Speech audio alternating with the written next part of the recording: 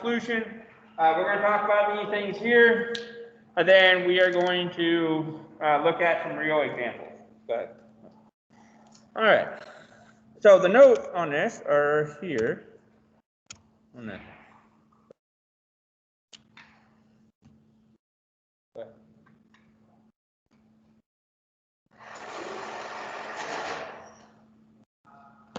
All right, so on the back of that page, or the box on some things that we can do. So one of the very first things that we can do, and remember, when it comes to climate change and global warming, pretty much everybody knows this stuff. Pretty much everybody knows that we should be doing these things.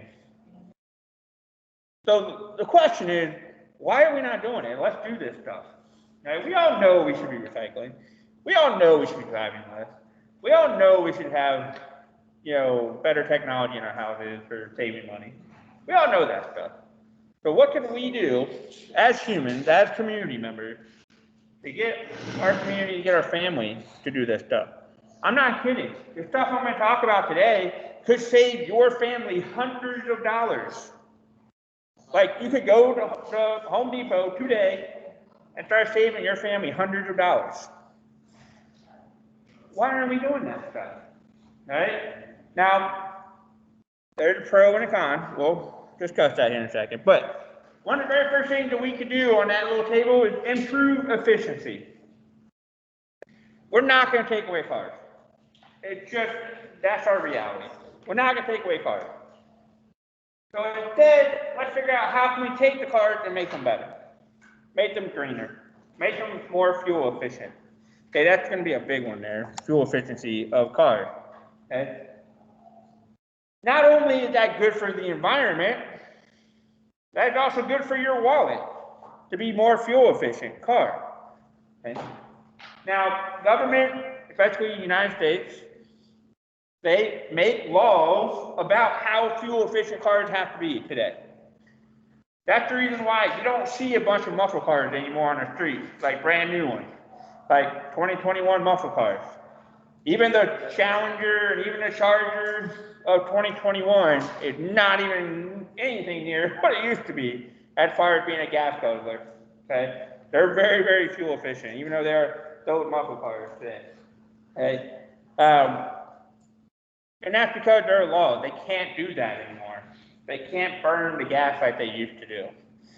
Even the sports cars, the Corvettes and things like that, they're much cleaner, much greener than what they used to be.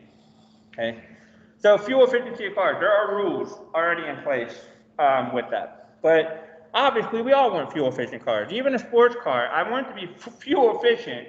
I want to be able to drive my Corvette every day of the week, not just one day because I can't afford the gas. Right? We all want that. Right? I don't have a Corvette. Indoor heating, cooling, and lighting.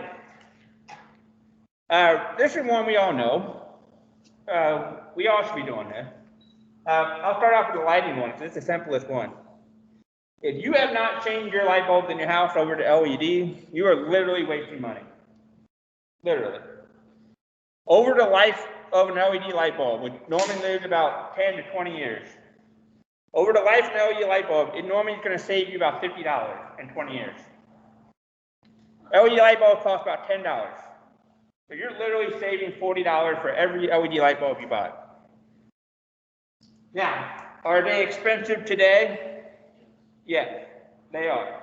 That's the reason why people don't go buy LED light bulbs today, because they cost $10 a bulb. But again, over the life of that bulb, you're going to save $40. So if you haven't done that yet, in the long run, you're literally wasting money on that. Now, back in the 90s, early 2000s, there was a big initiative to start getting away from the incandescent light bulbs, the ones that have little wires in them that break all the time. And people started buying halogens and fluorescent light bulbs, the little spirally, loopy ones. And they are better than the incandescent light bulbs. They are better than that, but LEDs are even better than that today. And then maybe in the future, it's going to be something better than LEDs. But we haven't gotten there yet. You need to start talking to your family about doing that, because mean, seriously, you will save money by starting to convert to LEDs. All these light bulbs in school are all LED light bulbs in here. Yeah. And LED light bulbs can be really cool too, fancy. You can change them. They tend to be smart, stuff like that. But yes, they are expensive today, but they save you a lot of money in the long run. And again, not only is that good for the environment to use better technology light bulbs, it's also better for your wallet in the long run. Okay. To be honest, if your family getting any COVID money back, the whatever they're calling it, the stimulus package, if they have a little bit left over, you might want to invest in something like this. That would just continue to save you money. Heating and cooling. If you have not bought a programmable or a smart thermostat for your house, you're literally wasting money. Like, literally, every day. Think about your house right now. Is there anybody at your house right now? Parents, brothers, sisters, family members? Maybe, right? But in a normal day for me, there's nobody in my house. In a normal day. There's no reason that my house needs to be 70 degrees right now. There's nobody there. Now, do I want my house to be nice and cozy when I get home? Sure. Let me program my thermostat to kick on at 4 o'clock. Warmed up my house, I'm there at 4:30, ready to go. Okay. But again, if you're warming your house up and there's nobody there, that's just kind of silly. Now, there is science on how to do that to save the most amount of money. You don't want to just turn it off or then turn it back on. Okay, there's ways to keep your house at a more consistent temperature. But I mean, seriously, you're literally wasting money if you haven't done that yet. Programmable thermostats are not that expensive. They're only about $30. The smart ones are a couple $100, but again, they're going to save you thousands of dollars in the next 5-10 years. Seriously, programmable thermostat, they pay themselves off in 1 year, what you're saving. Okay. So again, another thing to think about with heating and cooling, not only does it help the environment, it helps your wallet in the long run. Okay. So again, if you get a little extra stimulus money, you might want to talk to parents about doing these type of things. Residential and commercial, both. The school, it might feel like it's kind of warm in here, but the school actually keeps the temperature kind of low. Then we never run the air conditioning hardly at all at school until it gets really, really, really hot. Okay. Appliances. When you go buy a new refrigerator, microwave, water heater, whatever, when you buy a new appliance, look for the one that has a high Energy Star rating. The one that's going to save you the most energy. They're normally not that much more expensive. Okay, so you might buy a better refrigerator that costs an extra $100 that's going to save you energy. But then if you have that refrigerator for 10 years, you're going to save a lot more than $100. Okay? There are, trust me, there's a big difference between a cheap refrigerator using electricity and an expensive refrigerator using electricity. And again, your family might not have that extra $100, that extra $200. And that's the reason why we're not buying those type of refrigerators or whatever it is. Okay? Even a TV. TV costs money with electricity. Okay? If you're leaving your TV on all day long, you're burning electricity. That's wasted energy. Okay, so appliances, be smart about those as well. But then better ways to reduce energy from fossil fuels. We can keep coal and fossil fuel power plants. There's nothing wrong with that. But we can make things better, we can make things more efficient at those power plants. Almost every power plant in the United States is at least 30 to 50 years old. A lot of people don't realize that. We're not building new power plants every day. Power plants in the United States are pretty old, but they work. But imagine a technology difference though. If we would update the power plants like we did our phones every 2 years, you can imagine that power plant would be pretty efficient by now. But when you set it up in the 50s and 60s and 70s, and you just say, hey, good enough, it's really hard to retrofit a power plant. But again, it's expensive. It's expensive to build a power plant, which is why we're not doing it. So again, it's going to cost somebody money, whether it's the government, the city, or you. All right, conservation. We all know conservation. Conservation is saving energy or saving stuff. You have gasoline, let's save it by riding bicycle, carpooling, public transportation. We all know this stuff, right? We all know we should be riding bikes more often. We all know we should be riding a bus. I'm thankful for most of you probably riding a bus to come here to school. And that's good for you to ride a bus instead of everybody's mom and dad driving a car and dropping them off at school. Okay, so riding a bus, that's good for a kid. Carpooling, running multiple errands at one time. You know, you leave the house, you go to the grocery store, and you come back home, and you're like, oh, we need to go Home Depot too. Leave the store, go to Home Depot, and come back home. Like, oh, let's go to McDonald's too.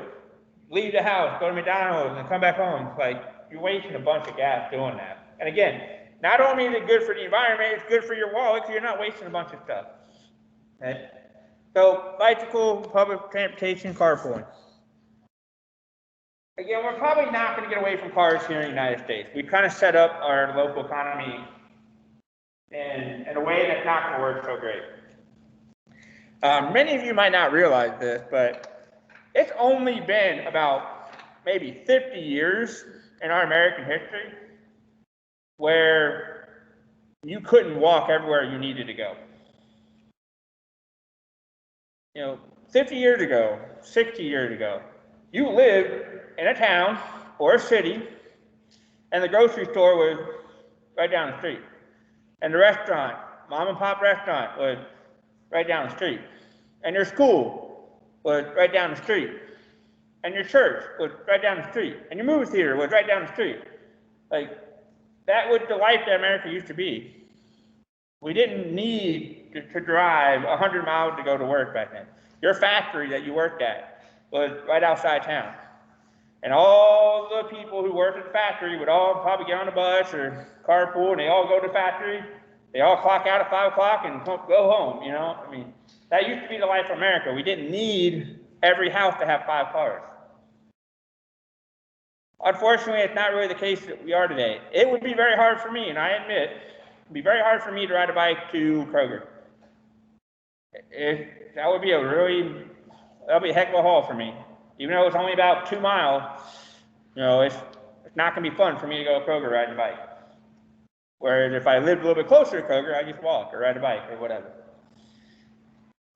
So just some stuff to think about, especially Ignite. I imagine Ignite's really far away from you guys, but if you could walk to school, try to walk to school.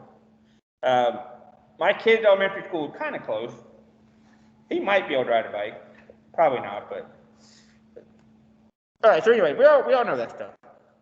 All right, reducing fossil fuel intensive systems. You might not realize this, but a lot of stuff that you buy and that you use takes up an incredible amount of fossil fuel. For example, your cell phone. They're great. I love the technology. But every single little piece of this cell phone comes from a different part of the world. You got stuff coming from Africa, you got stuff coming from China, you got stuff coming from America. You know, just to make this thing, all the little pieces are getting on boats, on planes, and everything. They're all going to the factory. And when they go to the factory, they're getting on a truck, they're going to a store, and you have to drive. You don't realize how much transportation, how much fossil fuels go into these things. Okay? And the same is true of anything you buy. Laptop, clothing, hats, you know, whatever it is. That object probably took a really long historical ride to get to your house to start using it. Okay? Meat. People don't realize that food and meat takes up a ton of fossil fuels. A ton of fossil fuels. And then, of course, meat also puts carbon and methane gases in the atmosphere when they're growing. But that McDonald's store doesn't have cows in their backyard that they slaughter and make for hamburgers. Okay, those hamburgers come from all around the United States, and they're all getting on the truck or whatever. They're all going to a factory for processing, and then they're all going from the factory to a million McDonald's. And then you're driving your car to McDonald's. that meat, it goes for a long ride and uses a lot of fossil fuels. And it would be different if you were raising a cow in your backyard, you slaughtered it and you ate it. There's not a lot of fossil fuel used there. Like, instead of like getting Big Mac at McDonald's, wouldn't want to eat more nutrition for because you don't have to use Yeah.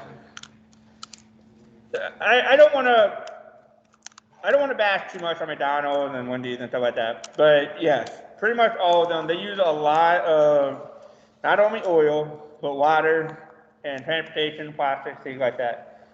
But again, we all know this. We're not dumb. We know that that's happening, but yet we're still doing it, right? And there's reasons why we do that as well on it. Fertilizers is another one. There are natural fertilizers. There are things that we could do in order to grow that food and that stuff. Even that apple you buy probably comes from Florida or California. That apple had to get on a truck, and it would pick early because it would rot by the time it came here. So it would pick when it was not ripe. Got on a truck, came here to Kroger, and then you got in the car and drove to Kroger to buy that apple. And if you've never actually eaten an apple off a tree, and there are apple orchards in Kentucky. If you have never done that, you would probably never buy an apple at Kroger again. One thing that I hate buying at Kroger is strawberries. Yeah. If you have never had a real, and you can grow them in your backyard. If you never had a real red strawberry and you bite into it, the whole thing's red, you would probably never buy a strawberry again at Kroger. Blueberry, blackberry, same way. They don't taste good. They're not fresh. They pick them early, so they would rot by the time they got to you. Okay. So again, buying local. Go to the farmer's market on the weekend. They're always around here in northern Kentucky. Okay. Corn. God, buy a corn from a farmer. Don't buy it from Kroger. It's always better. Always better with a farmer. But anyway, buying local, not only is it typically cheaper too, it's good for the environment and it tastes so much better. I will say that with meat too. If you ever buy like a fresh meat or deer or venison or whatever, fresh meat, fresh chicken, fresh whatever, fish, it's always better when it's fresh. And like, you know where it comes from. Conserving electricity, we know that one. Reducing, recycling, reusing, we all know that one as well. Recycling is not perfect. It's not. It uses a lot of fossil fuel to recycle, but it is better than not recycling. So, it's not perfect. We can do better with that one. All right, the next one is using carbon neutral energy sources. So obviously renewable resources, we all know we should be doing more of that, but again, they are expensive. Solar panels, even in Kentucky. Solar panels will pay off in about 8 years. So again, you buy a house, put on some solar panels, 8 years later, you'll start making money. You'll start saving you money. Again, 8 years is kind of a long time for people, so a lot of people don't like doing that, but it is an option. Even here in Kentucky, you can do solar energy. Wind. Wind is very common. If you ever go on a road trip, you'll probably run into a wind turbine farm. Wind is, practically free for wind. But again, that big turbine does cost money, but you don't need one that big just to operate one house. You can have a smaller one. Geothermal, hydropower, hydrogen-based, which is nuclear fusion power plant. Then, of course, nuclear itself. We're getting there with nuclear. We're starting to make that shift. Nuclear is just cheaper and cleaner anyways. Yes, people freak out about nuclear accidents and stuff. There have been 3 or 4 accidents compared to who knows how many accidents with coal and power plants and things like that. Yes, nuclear is not perfect, but the whole world is starting to go more nuclear than coal and oil-based. And then, of course, one of the last options, I think, is to actually take the carbon dioxide out of the atmosphere. That's going to be the ultimate solution, is to get it out of the atmosphere. So we got to stop cutting down trees. Now again, it's never going to completely stop. We use too many wood products. But we are cutting down trees at an extraordinarily fast rate. I mean, you would be surprised at how quickly we're cutting down the Amazon rainforest and things like that. And we've been doing this for a long time. That forest is eventually not going to be there anymore. So we got to be careful about this. Okay? So ease up on the deforestation.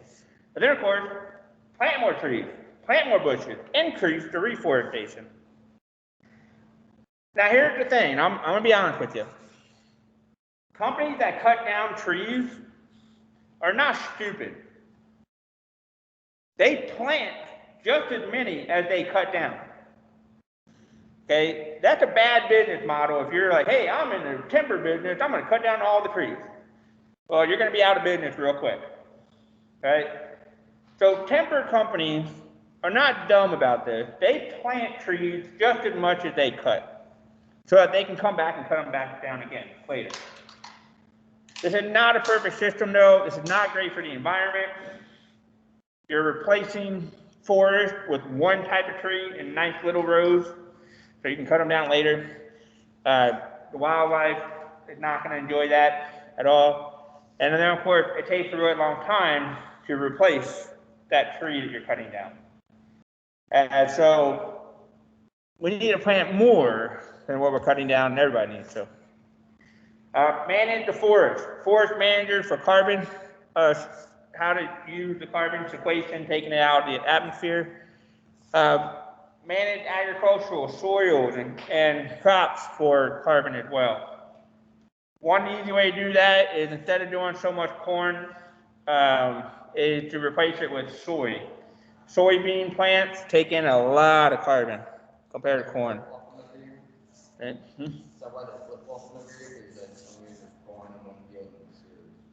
Not only that, but there's a lot, not a lot more, but the United States especially was starting to transition to a lot more soil-based thing instead of so much corn-based thing. If you remember, about 10 years ago, high fructose corn syrup kind of got really kicked in the butt for a while. And so a lot of farmers started going soy-based instead of going corn-based. But it's actually better for the farmers, it's better for the environment, it's better for their farm, better for the soil to do soybeans. And so farmers now are starting to realize that. They make more money with soybeans than they do corn. So of course they want to plant soybeans. With that being said, and we'll talk a little about this later with agriculture, there is kind of a bad trend going on right now where mom and pop farms are transitioning to big corporations owning the farm instead of local farms. And then, of course, when big companies own the farm, they make big company decisions instead of mom and dad decisions. So we'll talk more about that later. Substitute wood. This is a big one. This is stuff you guys need to get into. You guys, my engineers, you guys need to figure out how can we build a house without using so much wood? How can we build cabinets without using so much wood? How can we build a deck without using so much wood? We're not there yet. We do have some alternatives for deck wood and things like that. We are starting to build more houses with metal framing instead of wood framing, but we need to figure out substitutes for what we're doing. Paper. I would not be surprised if paper's gone in the next 10 years. We got laptops, we got iPads. We don't really need paper. I would be surprised if books, I would be sad. Okay, I like books. I like to read them, like for real. But I would be surprised if we stopped doing books and things like that as much. That's why our library, our media center, we don't have books in there. You know, we're trying to be green about that. So if we can substitute wood products, that would help save the trees so that they don't have to be cut down as much. So if we can build a house without using wood, if we can build a building, books, paper, I mean, that's really all we use wood for, if you think about it. Buildings, paper, books. So if we can figure out ways to do that, we can stop cutting down the trees so much. All right, so the bigger option, really the only solution we have. This is the last box, I think, in that table. We have to implement policies.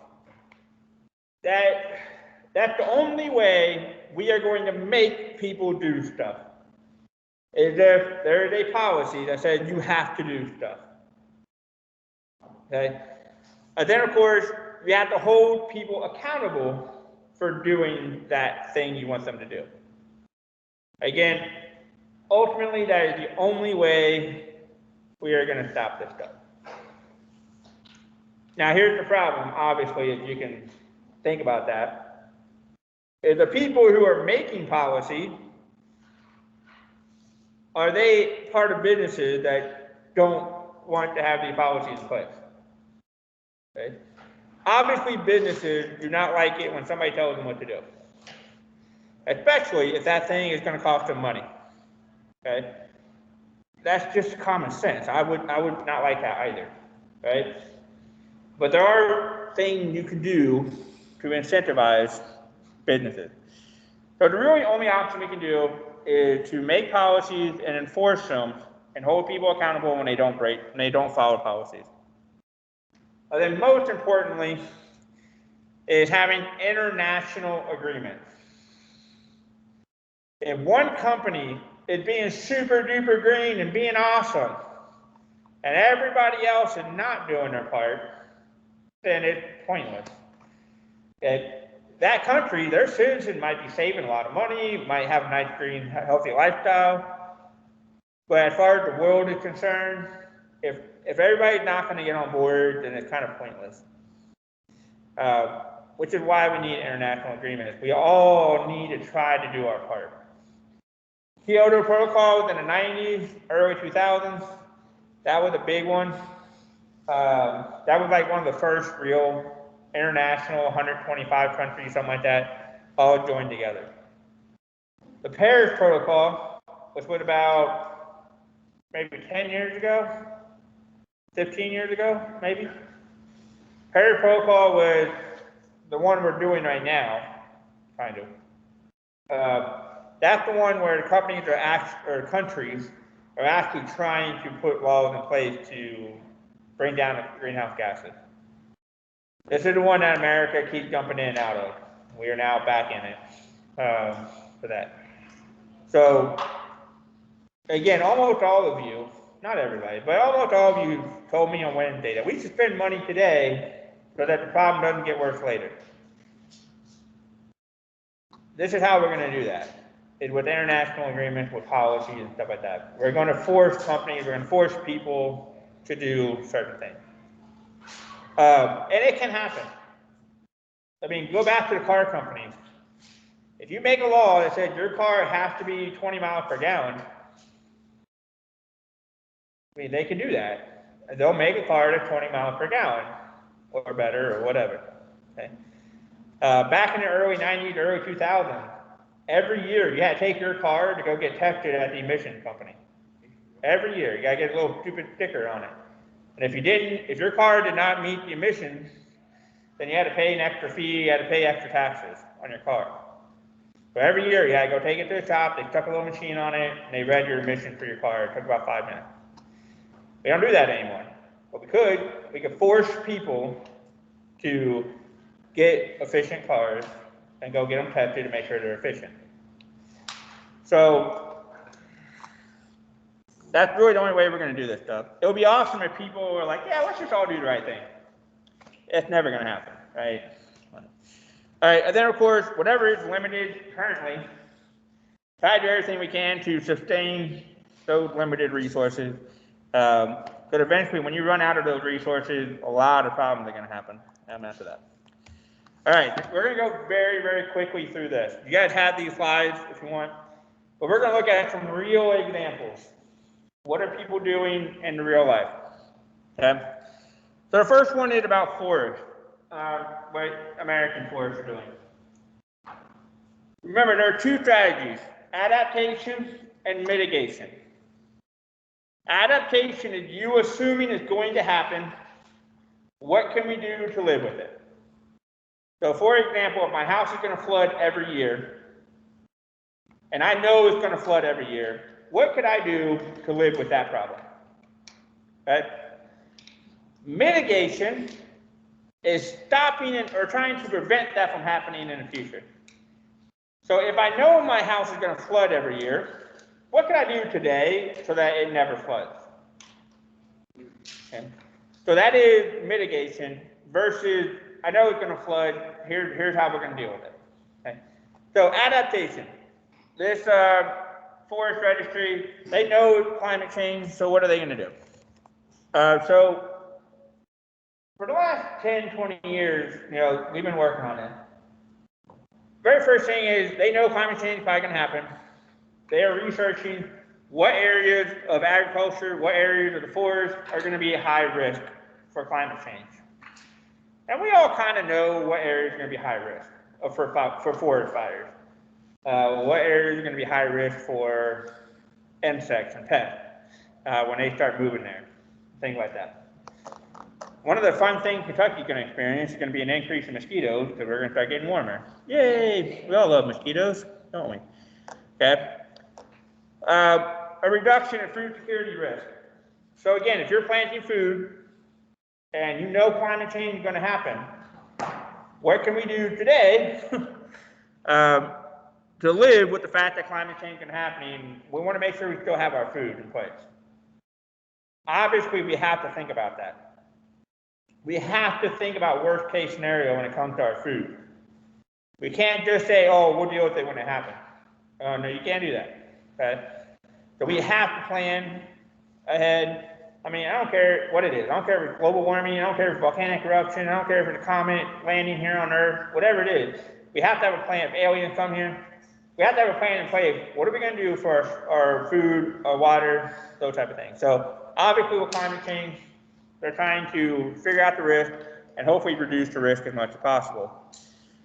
They're changing what they research for agriculture. Instead of doing a lot of genetically modified stuff, now they're working on agriculture with climate change, making sure they're still going to survive that situation.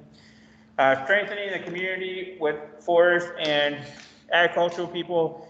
Then of course, they're introducing new crops to farmers, especially international crops to farmers. This has actually been really happening here in Kentucky a lot.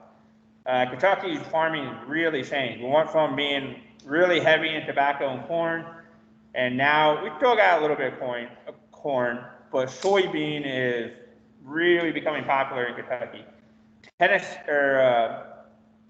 Indiana is starting to go really heavy with soybean as well. Indiana used to be like 100% corn, but Indiana is starting to shift over to soybean as well. Not only is it better for the farmers, better for the soil, better for greenhouse gases, the farmers make more money with soybean as well. So, of course, they want to use soybean. So there are lots of ideas on planting different types of stuff. A lot of farmers are starting to do rice instead of corn. Rice is a little bit more of a healthier lifestyle for a diet than corn is. So there are lots of farmers trying to do new things out there. All right, Kansas City. Kansas City decided to mitigate. They want to hopefully stop climate change. They want to stop it from happening. Kansas City decided to build a bunch of wind generators around their city. Okay, so they want to stop the use of fossil fuels and coal burning power plant. And so currently today they have a wind generation facility that serves 33,000 homes, which that's a lot of houses. But then they're hoping that more than 100,000 houses will be supplied with wind electricity at that point. Now, a lot of people have this thing about it's not always windy. You're right, it's not always windy. Don't put the wind power plants in one spot. Spread them out. That's why we spread them out. You don't want them all in one spot where wind's not going to happen all at the same time. But wind is natural. Wind occurs. It is windy enough to make electricity somewhere in Kentucky at all times. So, of course, you don't want to put one wind turbine in there And then that's the only one that works for your house. You want to have lots of them. They all feed the grid feeds your houses. So even if it's not windy in northern Kentucky, it might be windy in southern Kentucky, and in southern Kentucky is applying electricity for the places that is not windy. Okay? So a lot of people use that argument for, well, it's not always windy, but yeah, we figured that out. We're okay. We can still build some. Now, are they pretty? Not really. If you ever go on a road trip and you see 1,000 of these, you know, they're cool for about 3 minutes, and then they get like, oh, there's another one. Aspen, Colorado, the Canary Initiative. This was an initiative to the whole city, made policy, they made laws. They wanted to reduce greenhouse gases by 30% in 2020. We need to look that one up and see how they're doing. And they're hoping to decrease greenhouse gases by 80% in 2050. And they're doing lots of things, including education, but energy efficient buildings, like we already said, changing their transportation, recycling, carbon offsets, doing lots of different things. We're going to talk more about carbon offsets later. But again, this is a city that had decided that, hey, we are going to do this to try to tackle climate change and stuff like that. I don't know if you guys know Aspen, Colorado. Climate change is going to ruin Aspen, Colorado. Global warming. They are tourism. They're up in the mountains. They are reliant on mountain weather, snow, ice, skiing. If they lose their snow, Aspen, Colorado is just going to be a city up in the mountain that nobody's going to want to go to. Like, literally.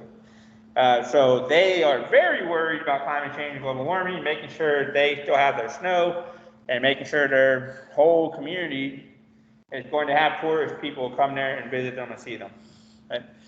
All right, a couple others. This is in Vermont. They decided that, hey, instead of using a bunch of coal and fossil fuels, we want to burn wood for electricity, and we're going to clean up all the wood chips from the local businesses and use that to make electricity. Now, they're not cutting down wood for electricity. They're using the wood product that's already out there, the wood chips and all the scrap wood, all that stuff. They're using that for electricity. That is not only them cleaning the wood up, so it's not all over the ground and stuff like that, but that is them trying to use less coal, less fossil fuel. So this is a piece of coal right here. All this is firewood. That's all it is. They're using this to heat up water, and the water creates steam to make electricity. You can heat up water with anything, including scrap pieces of wood. Okay? So they're cleaning up their environment, they're cleaning up the wood, they're using it to make electricity. Now, if they're going to go cut down trees to make electricity, that's a little extreme. I wouldn't do that. Okay? But they're just trying to use less coal, less gas, less oil to make that electricity. All right, this is an international global challenge called the 10% Challenge. You probably never heard of it, but here it is. I'm teaching it to you. This is a challenge where they're trying to get everybody to reduce their greenhouse gases by 10%. That's super easy to do. I'm not kidding. That's super easy to do, to reduce your greenhouse gases by 10%. Here's the cool thing. Since the pandemic, greenhouse gases have gone down a lot. They're starting to go back up because people are not staying home as much anymore. But this 2020 year, past year, that pandemic really helped the greenhouse gases. Again, not a world I want to live in, but you know, that is a little bit of a silver lining with the pandemic. California, forest fires, especially in California, they have to think about this stuff all the time. So they're thinking about how to help farmers, how to help the forest, deal with forest fires, and just making sure that we're doing sustainable farming, sustainable ranching, making sure that, you know, climate change is not going to ruin all that. Australia, they're doing a lot of stuff in Australia to be much greener. City of Melbourne, they wrote laws in place. They're doing green roofs and cool roofs. Green roof is just where you build a garden on your roof. Ignite could easily do that. We have a very flat roof. There's nothing up there. Why not just put grass up there, bushes, and things like that up there. Put a garden up on your roof. That's not because we tried. We had like the bees on the roof of Connor. It's not like an insurance issue. Yep. Because they don't let kids up there because they fall. They had a little one, and they had like bees or some stuff up there to pollinate all that stuff. But yeah, your roof is a waste of space. Why not do something with it? If you're not gonna put solar panels on it, you put other stuff on it. So there are lots of things you can do, but Melbourne, the whole country of Australia is pretty green. They're doing a really good job over there. I think that's it. I think that's all the notes I have. The last little thing you have there is an article with 4 questions. Articles should not take very long to read on that and finish it up and turn that in for today. And then, that's about it. You guys have a good weekend. And I'll see you guys on Monday. All right. All right, get your work done. Good job, Jay. How's it going, guys?